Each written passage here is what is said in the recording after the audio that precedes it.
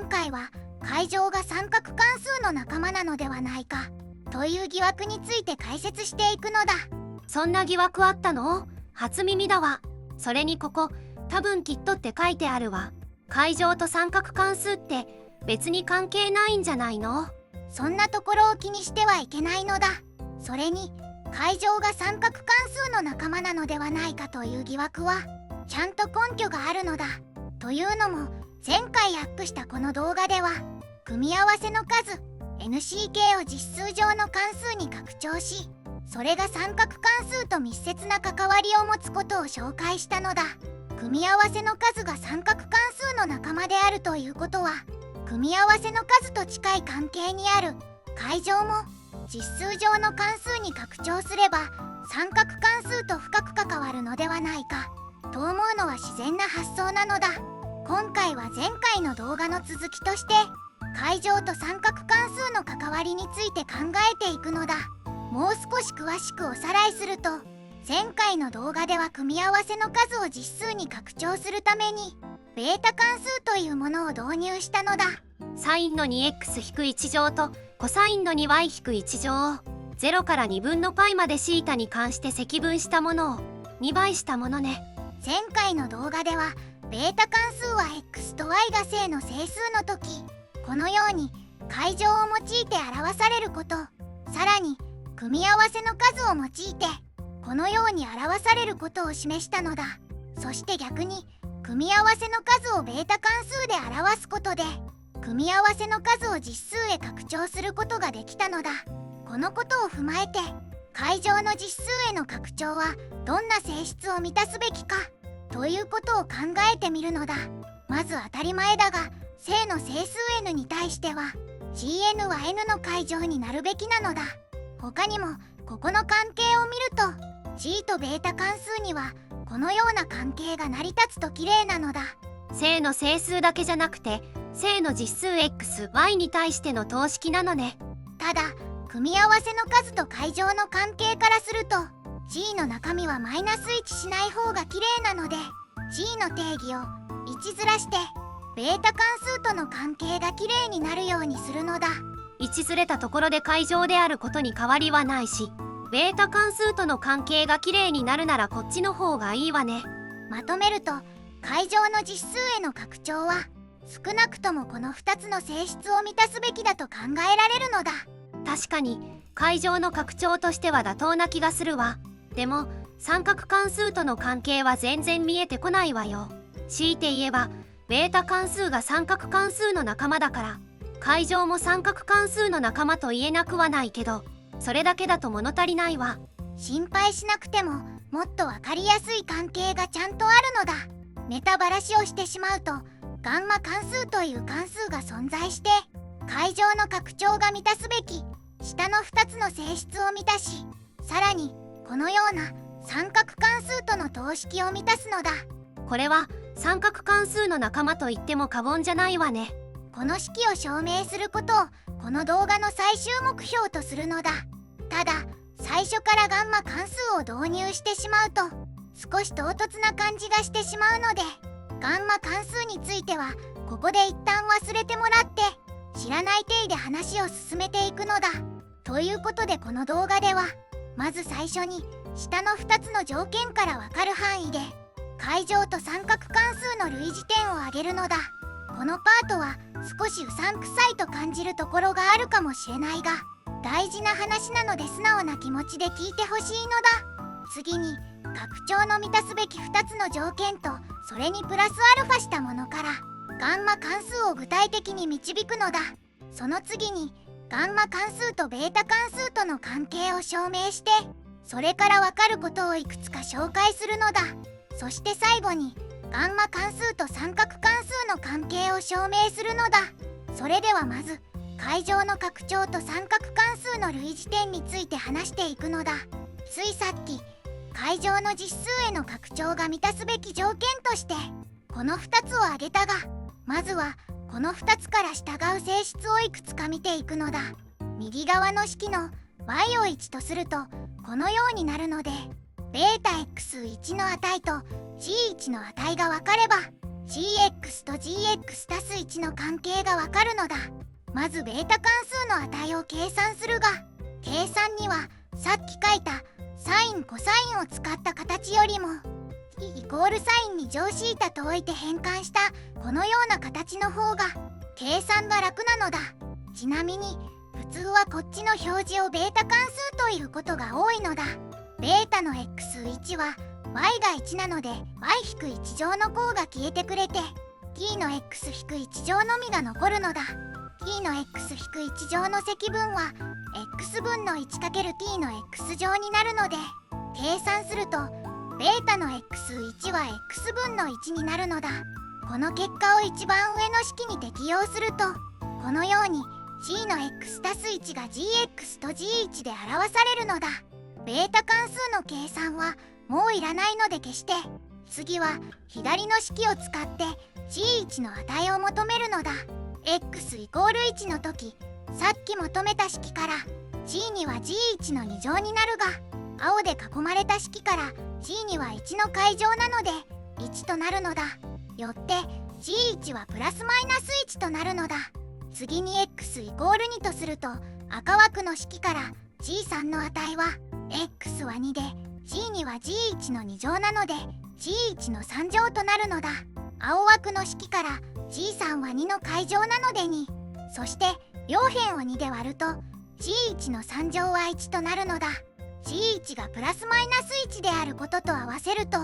g1 は1であることがわかるのだ。 g1 がマイナス1だったら g1 の3乗もマイナス1になるはずだから g1 が1じゃないとおかしいのね。これで赤枠の式がもう少し整理できて、このような等式が得られるのだ。 x が正の整数 n の時、この式はこのようになるので、これも g が階乗の拡張であると言える性質の一つなのだ。赤枠の式は正の整数だけじゃなく実数でも成り立つのがポイントね。そうなのだ。そしてこの式はなんとなく三角関数に似ているのだ。え、どこが？例えば sin2πx という関数を考えると、 f の x 足す1は sin の周期性から fx に一致するのだ。 f と g を比べると x がかけられていることに目をつぶれば2つの式はそっくりなのだ。似てないとは言わないけど、これだけで三角関数に似てると言われてもピンとこないわ。それに指数関数だって似たような性質を持つから三角関数に似てるは言い過ぎよ。確かにそれは言えてるのだ。ただここの x を消すことができればまだ可能性はあるのだ。 gx に g の 1-x をかけたものを考えると gx は上の式を逆向きに適用してこのようになり、 g の 1-x は上の式の x をマイナス x に置き換えてこのようになるのだ。すると x がうまいことや区分できてこのようになり、元の式と得られた式を比べると x を x 足す1に置き換えても符号がマイナスになるだけで済むのだ。この等式は一番上の式よりも三角関数に似ていて、例えば sin2πx という関数も同様の性質を満たすのだ。確かにさっきよりは似てるかもしれないわ。さっきみたいに指数関数で表すこともできないし、もちろんこの x を増やして符号がマイナスになるという性質はちょっと特殊な周期性を持っているというだけなので、これだけでこの式がサインで表されるとは言い切れないが、本当にサインで表すことができるのならば階乗は三角関数の仲間と言ってもいいと思うのだ。ということで階乗と三角関数の類似点についてはここで一旦話を終えて次の話題に進むのだ。次はこれまで話してきた階乗の拡張を具体的に求めるのだ。とは言っても厳密な議論のもとで求めるのは面倒だし難しいので、そうではなくてゆるい議論のもとで適当に当たりをつけて、それからそれが階乗の拡張の満たすべき性質を満たすことを示すという方針でいくのだ。手がかりはベータ関数との関係くらいしかないが、式を眺めるとここに gx があるので、これをうまく取り出せればうまくいきそうなのだ。gx について整理してみるとこのようになるが、ベータ関数の方はさておき、残りの部分はよくわからないので、これをなんとか消す方法を考えるのだ。まず y の値は式にとっても問題なさそうなので、わかりやすいように y を正の整数 n として考えるのだ。すると分母の gn は n-1 の階乗なので簡単になるのだ。ということは、あとは g の x たす n の値も同じようにすればいいのね。いや、g の x たす n はさっき求めたようにこのようになるが、これを繰り返しても途中で gx が現れて gx がキャンセルされてしまい gx を求めることができないのだ。じゃあダメじゃない。他に手はないの？他の手はちゃんとあって、ここの n に関する極限を取ればいいのだ。とは言っても g の x たす n の処理が難しいことに変わりはないので、まず x が正の整数 m の場合を考えて適当に当たりをつけるのだ。この値は g の性質からこのようになるので、 n-1 の階乗を約分して n たす m-1 から n までの積になるのだ。各項を n で割るとこのようになり、項は全部で m 個あるので n の m 乗をかければ等しくなるのだ。ここで n の無限大への極限を考えると、この部分は全ての項が1に収束するので1に収束するのだ。よって両辺を n の m 乗で割れば、この値の極限が1になることがわかるのだ。これは m がどんな正の整数でも成り立つので、実数 x の場合も成り立つのではないかと推測できるのだ。本当にこれが成り立つのか気になるところだが、今は gx がどんな関数なのか当たりがつけばいいので、これが正しいと仮定して話を進めるのだ。さて、一番上の式をこのように少し変形すると、後ろの部分の極限は1になって消えてくれるので、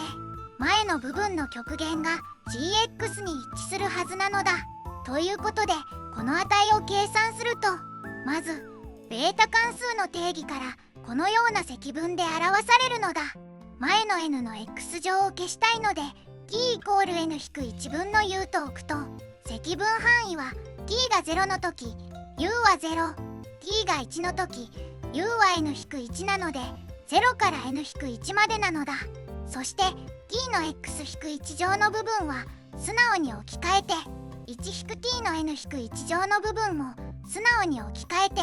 あとは変換係数をかけて du となるのだ。変換係数はこの式を u で微分して n-1 分の1なので、ここの n-1 とここの n-1 の x-1 乗を合わせて一番前の n の x 乗とまとめるとこのようになるのだ。残りの部分は積分の最初の項は u の x-1 乗が残り、次の項はそのままにしておくのだ。これの n の無限大への極限を取ると、この部分は1に収束するので消えてくれて、この部分は無限大になって、この部分は e のマイナス u 乗に収束するので、細かいことを気にせずに極限を取るとこのような積分に収束すると思われるのだ。これで gx の形に当たりがついたのだ。思ったよりも綺麗な形になったわね。ベータ関数と比べるとこっちの部分が e のマイナス u 乗に変わって積分範囲が0から無限大になったのね。実はこれは冒頭で少し話したガンマ関数なのだ。ガンマ関数はこのようにベータ関数との関係とそれにいくつか条件を加えていろいろと計算すると得ることができるのだ。またここまでの議論はところどころ適当なところがあったが、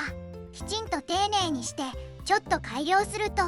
ベータ関数との関係を満たすということが、ガンマ関数の持つ性質の中でもかなり強いものであることがわかるのだ。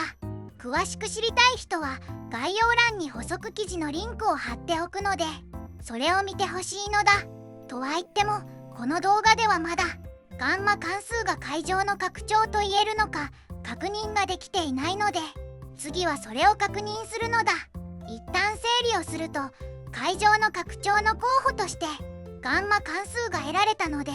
これが階乗の拡張が満たすべき2つの性質を満たすこと、つまり全ての正の整数 n に対してガンマ n が階乗になることと、すべての正の実数 xy に対してベータ関数との関係を満たすことを示すのだ。ただしここまではあまり気にしてこなかったが、ガンマ関数は積分範囲が無限に伸びているので、積分の値も無限になる可能性があるのだ。そうなると2番目を示すときにちょっと困るので、有限の値になることを示すのだ。 x の範囲についてはベータ関数は正の実数に対して有限の値になるので、ガンマ関数も正の実数に対して有限の値になりそうだが、そうならないかもしれないし、もしかしたら x が0以下の場合でも有限の値になるかもしれないので、これも確かめておくのだ。ということで、ガンマ関数が階乗の拡張であるためにはこの3つを示す必要があるが、順番としてはまず1番を示して、次に3番を示して、最後に2番を示すのだ。1番を示すためにまずガンマ1を計算すると、上の定義から t の x 乗の項が消えてくれて、このような積分になり、e のマイナス t 乗は微分するとマイナス1倍されるだけなので、 e のマイナス t 乗の積分はマイナス e のマイナス t 乗になるのだ。すると上の値は中身の値の無限大への極限の値で、この値は0になり、下の値は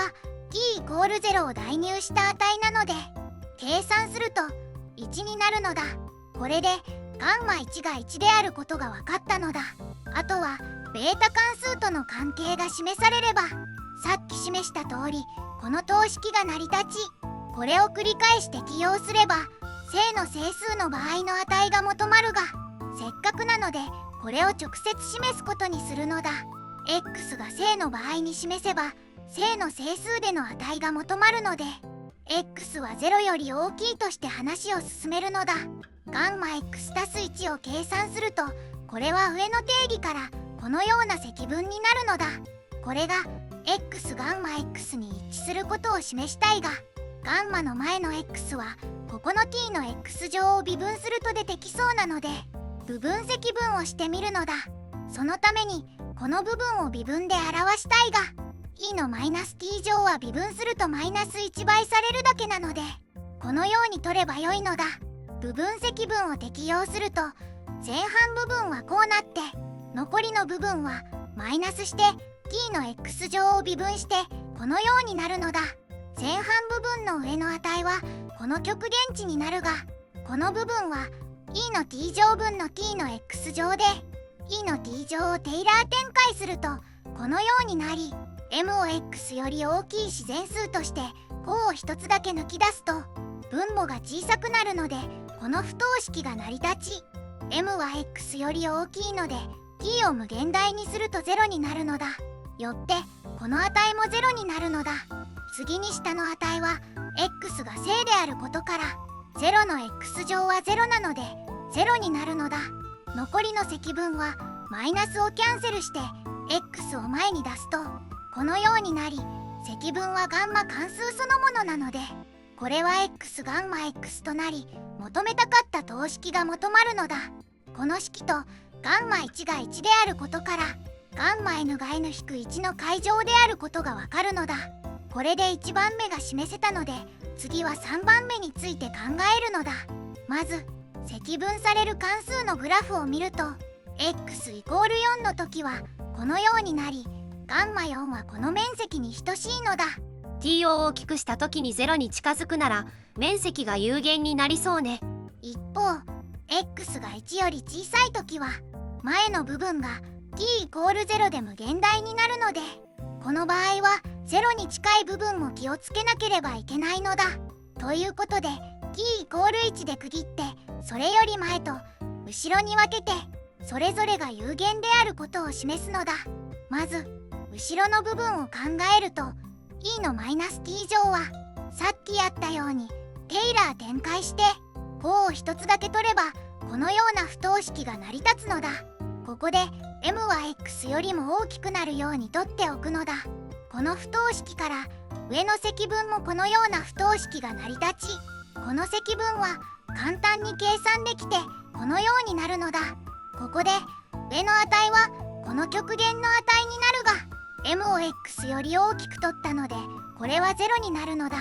下の値は素直に1を代入して符号を逆にすればよいので、これで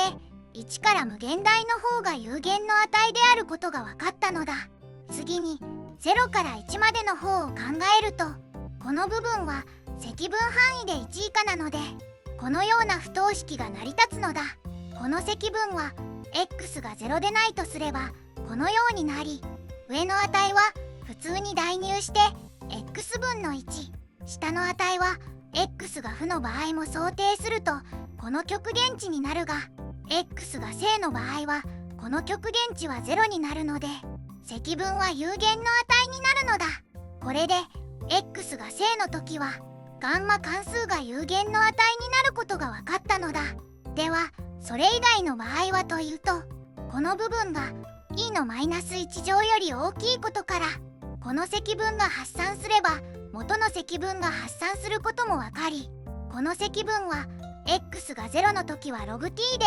log0 が発散するので発散し、 x が負の時はこの極限が発散するのでこの時も発散してしまうのだ。よって x が0以下の時はガンマ関数が発散してしまうのだ。これで3番目が示されたので、あとは2番目を示すのだ。証明の方針としては、分母のガンマ x たす y を左に持っていって、この2つがある図形の体積に等しいことを示すのだ。そのためには二重積分の知識が少し必要なので、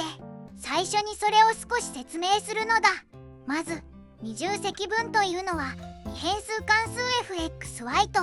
xy 平面上の部分集合 d が与えられた時、 d を上方向に f のグラフまで伸ばしてできる立体の体積を意味し、このように積分の記号を二重にして右下に d をつけて表すのだ。 d は積分領域というのだ。実は右の図の立体は上まで伸びきっていないのだが、ソフトの使用上の問題なので気にしないでほしいのだ。本当は上の面はグラフにぴったりくっついているはずなのね。一番上の等式を示すのに二重積分の2つの性質を用いるのだ。1つ目は二重積分の計算が普通の積分の計算に帰着できることなのだ。簡単に言うと、まず x を固定して y について積分して、その後 x について積分したものが二重積分と一致するということなのだ。もちろん x から積分しても良いのだ。不自然に空いている積分範囲についてはどうなるかというと、説明しやすいように図を xy 平面に制限しておいて、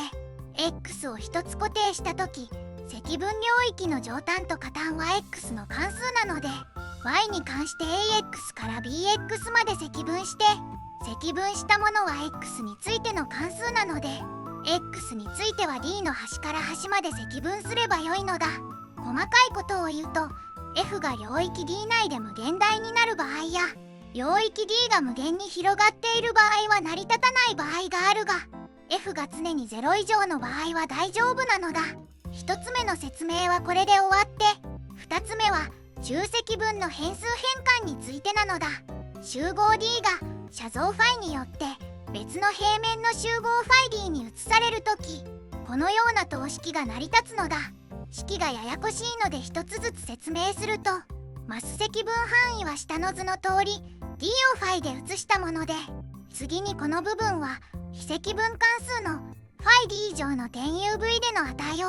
ここに移される元の点での関数の値とするということなのだ。これを定義するためには逆関数が存在すること、つまり d とファイ d が1対1に対応する必要があるのだ。最後にこの部分については詳しい説明は省略するが、大まかな意味としてはファイによる変換によって一般に面積が変わってしまうので、それを調整するためのものなのだ。今回の計算では変換によって面積が変わらないので、あまり気にしなくてよいのだ。ちなみにこの式は普通の積分の変数変換の一般化で、青枠の部分はこの部分に相当するものなのだ。変数変換って式が複雑でよくわからないわ。式で書くとややこしいが、具体的に計算すればほとんど普通の積分の場合と同じだと感じるはずなのだ。青枠の部分だけちょっと違うが、今回は気にしなくて大丈夫なのだ。これで準備ができたので、一番上の主張を示すのだ。まずある図形の体積というのは、このような TU の関数を TU 座標の第一象限全体で積分したものなのだ。 t に関する部分だけ見るとガンマ関数の積分の中身と同じね。そうなのだ。そしてそれは U に関しても同様なのだ。だから最初に U に関して積分すれば、この部分は U によらないのでガンマ Y が現れるのだ。あとはこの部分を積分してガンマ X となるのだ。これでこちら側の等式が得られたのだ。もう一方の等式は別の方法で積分を計算するのだが、まず指数関数の部分をまとめてこのようにすると、この部分はガンマ関数の要素っぽく見えるのだ。ただ t+u には変数が2個あってややこしいので t+u を固定して積分し、その後 t+u を0から無限まで積分すると良さそうなのだ。どういうことか左下の図で説明すると、この斜めの線上で t+u が一定なので、斜めの線で切った断面積を求めて、それをさらに積分すれば体積が求まると考えられるのだ。ただ斜め向きに積分するのは都合が悪いので、縦向きになるようにうまく変換を行うのだ。この変換は S を t+u、V を U とすることで与えられるのだ。実際 t 軸、つまり U=0 は S 軸に移り、 U 軸、つまり t=0 は直線 S=V に移るのだ。この逆変換は t と U について解いてこのようになるので、積分の変換をすると積分範囲は φd、 この部分は e のマイナス s 乗、 t は s-v、 u は v、 あとは面積の変化分をかけてこのようになるのだ。この部分はどうなるかというと、こっちの正方形が底辺高さ変わらず平行四辺形に移るだけなので、面積は変わらず1になるのだ。あとはこれを v に関して0から s まで、 s に関して0から無限まで積分すればよいのだ。つまりこの積分を計算すればよいのだ。この部分を v=sw と変換するとこのようになるが、この部分が s であることから s をまとめると s の x たす y-1 乗となり、あとはこのような積分が残るのだ。残った積分はベータ関数そのものなので、結果を上の積分に代入してこのようになるのだ。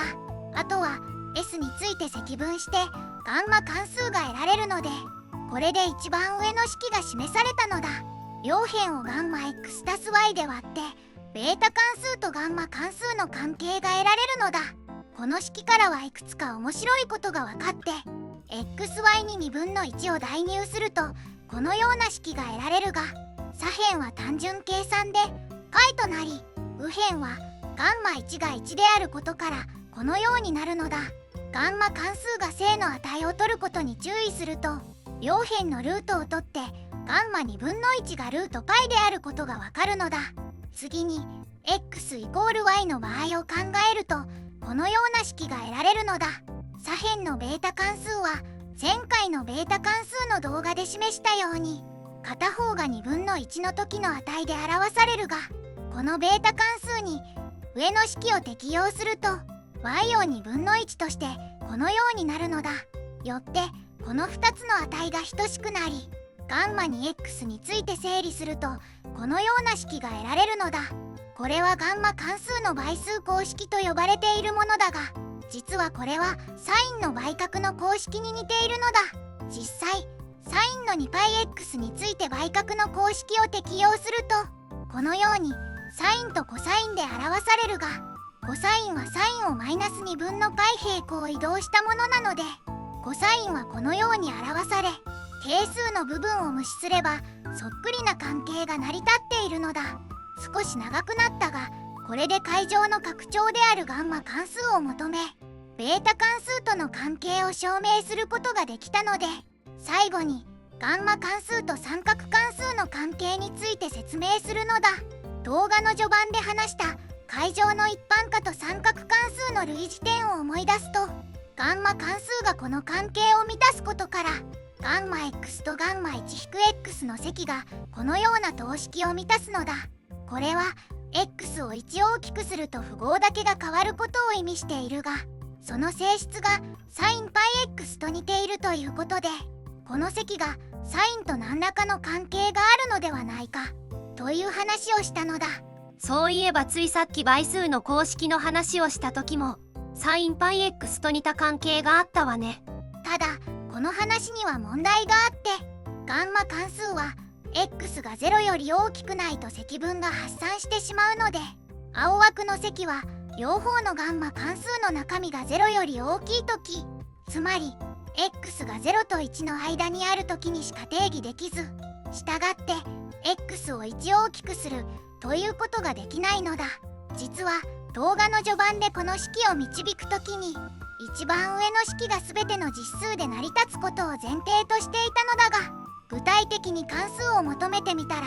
正の実数でしか成り立たなかったのだ。そんなことってあるのね。じゃあどうするの？そこで一番上の式を使って無理やりガンマ関数を拡張するのだ。どういうことかというと、上の式を変形するとこのようになるので、x が負の実数でもこの式が成り立つとすれば、何度か繰り返せば x 足す n 足す1が正の実数になり、この値を負の実数 x に対するガンマ x の定義とすれば、ガンマ x を負の実数に拡張することができるのだ。ただし x が負の整数や0の場合は途中の分数が無限になってしまうので、その場合は定義できないのだ。実際ガンマ関数のグラフはこのようになっていて、負の整数と0で発散しているのだ。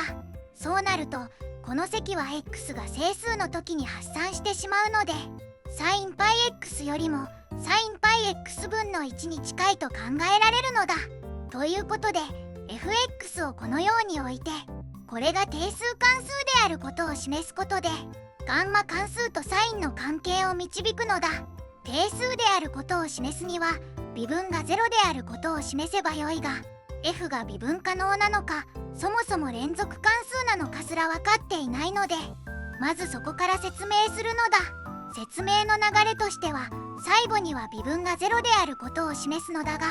まずは f が整数以外で連続であることを説明し、次に f が整数の部分に連続に拡張できることを示すのだ。x が整数の時、前半部分は発散するが後半部分は0になるので、極限がちゃんと存在する可能性があるのだ。その次に f が実数全体で微分可能であることを説明し、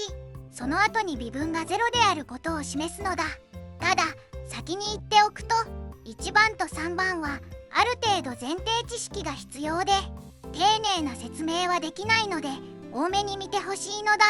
それではまず1番目だが、sinπx は連続なのでガンマ関数は連続なのかという問題を考えればよいのだ。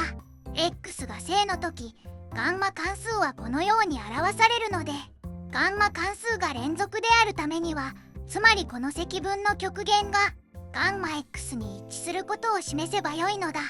後ろの等式は極限と積分の交換ができれば成り立つのだが、ガンマ関数の場合は交換できることが知られていて、ガンマ関数が連続であることがわかるのだ。積分と極限の交換はいつでもできるわけではないが、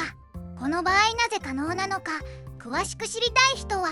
概要欄の補足記事に書いているので、そちらを見てほしいのだ。これで x 大なり0での連続性が示されたのだ。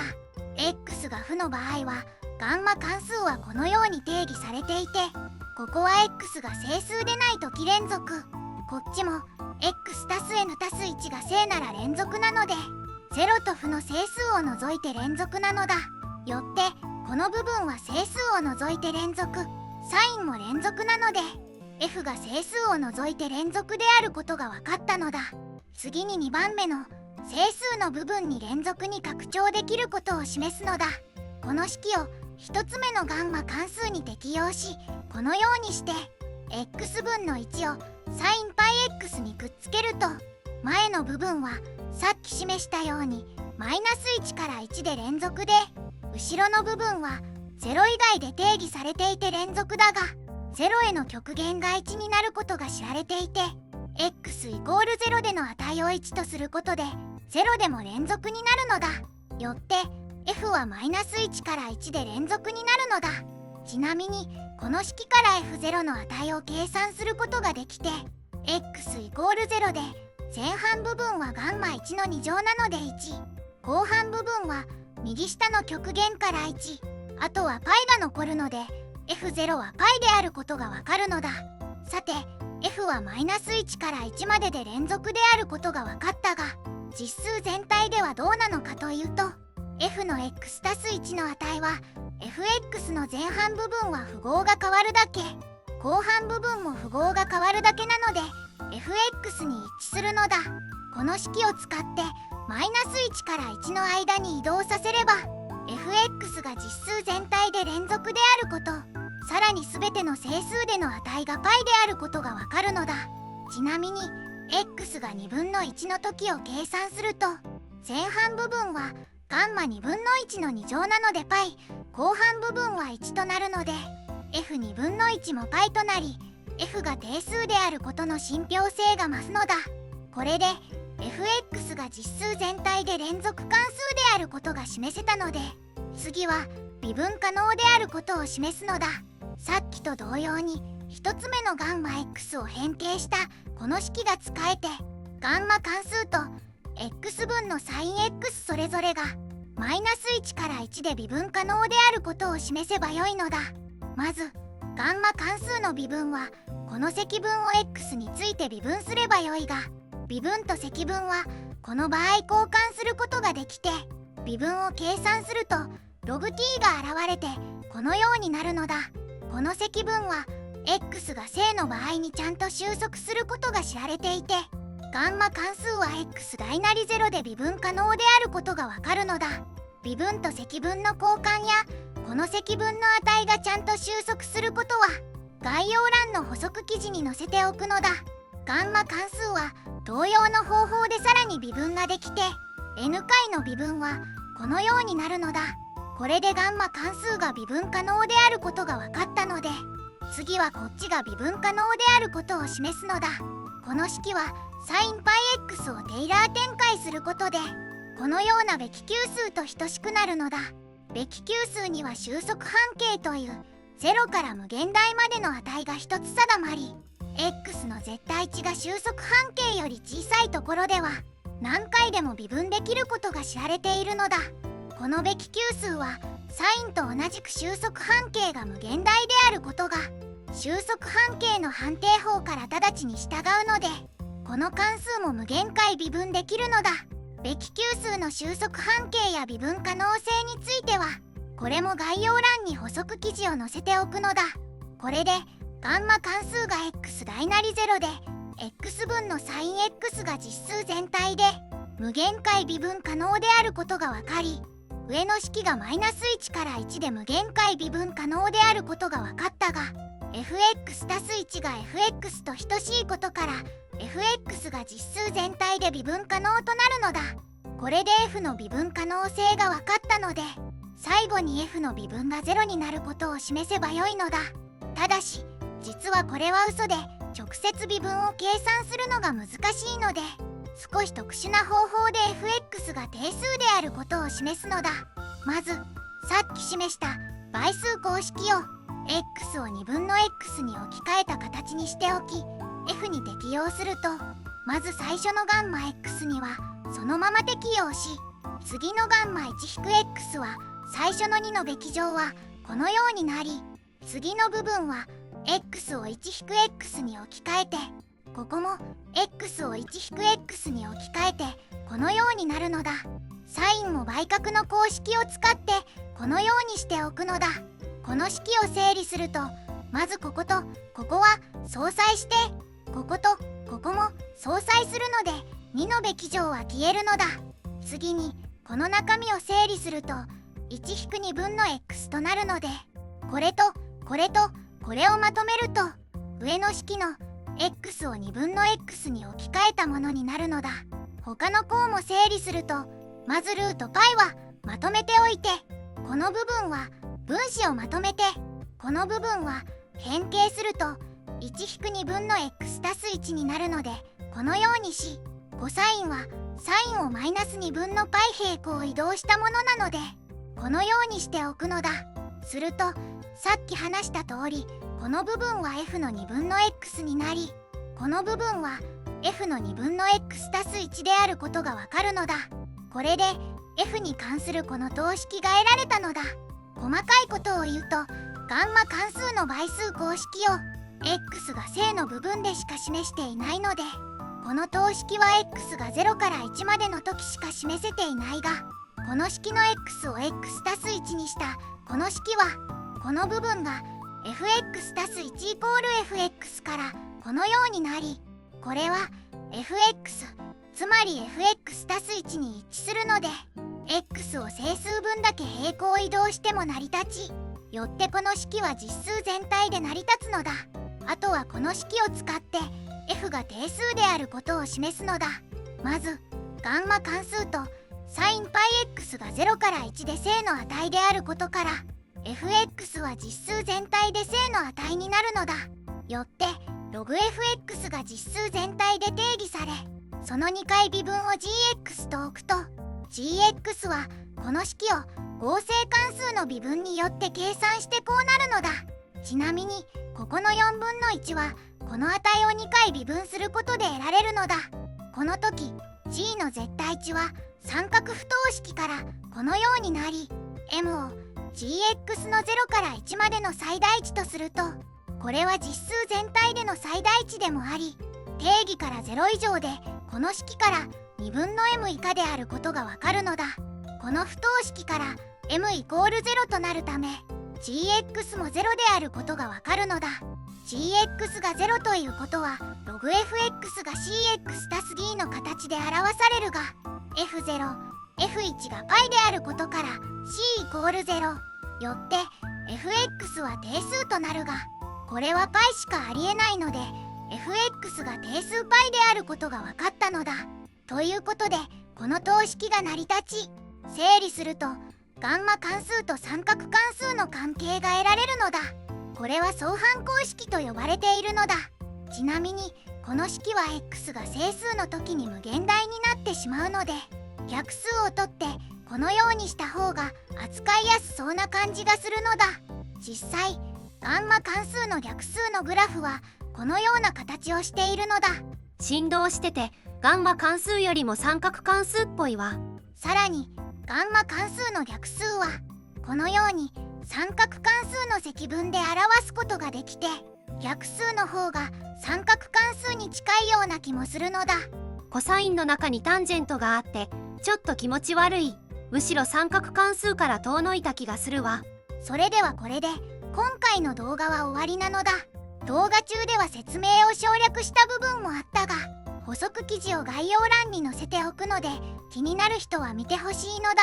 動画が少しでも面白かったと感じた人は高評価、チャンネル登録をお願いします。それではご視聴ありがとうなのだ。また見てね。